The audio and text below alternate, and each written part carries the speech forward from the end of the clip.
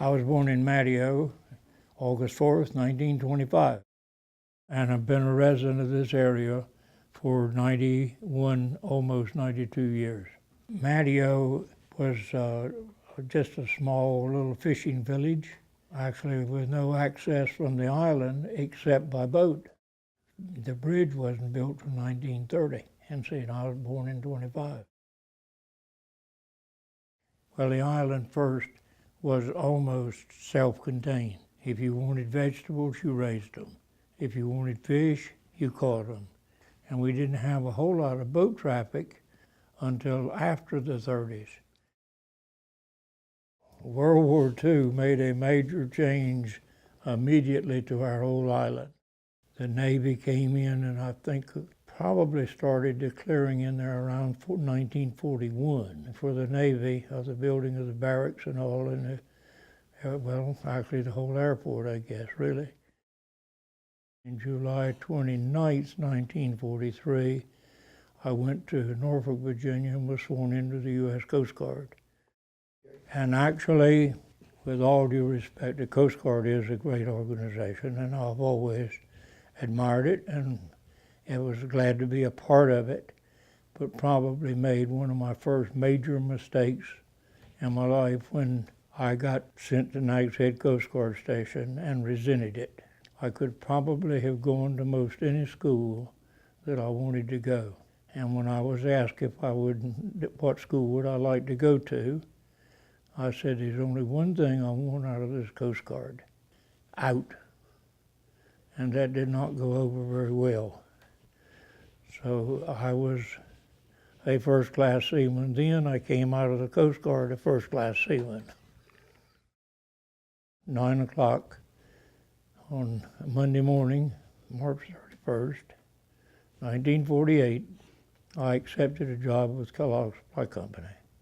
Kellogg's Supply Company, when I first went to work with it, we started sending some materials to Hatteras Island, but it was done by a boat that used to come into the airport. We could go out to that dock and load boats, and they would carry the materials down to the Hatteras Island locations.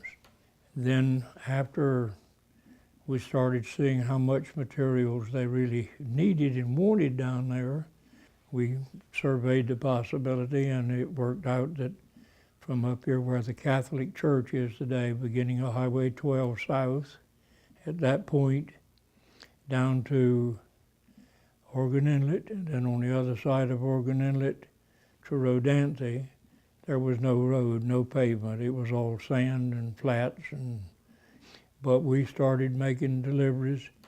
Toby Tillett operated a boat called the Barcelona, and he actually had a ramp that he cranked up with a hand winch that he dropped down, and he would get as close into the shore as he could get, and you drive your car or your truck up on the ferry. He didn't have any regular schedules. You called him, and he would tell you when he could take you. When you got to Rodanthe, there was a paved road. That was the single paved road, so actually when you, even after you got to Rodanthe, when you were carrying the materials to the person's house, you still had to drive up in the sand. I retired from Kellogg's Supply Company on March 31st, 1990, which gave me exactly 42 years to the day. I would say by 51, I was a member of the fire department. The first time that they talked with me about being chief of the department, I said, not as long as Raymond Westcott lives will I be chief. He'll be chief. I don't mind being assistant chief, but I'll not be chief as long as Raymond lives, and we'll accept it. Well, he was a chief when he died. And shortly after that, which would have been in mid-50s, is when I became chief of the fire department. And I was the last chief of the Matteo Fire Department and the first chief of the Roanoke Island Volunteer Fire Department. My grandfather, Adam Etheridge, he, John T. Daniels, well, the actual crew from the Kitty Hawk Coast Guard Station assisted the Wright brothers. My grandmother actually did some of the sewing onto the gliders that they worked with. I know when they first built the little building over at Hill Devil Hill that they said was a replica of the house that the Wright brothers lived in when they were here.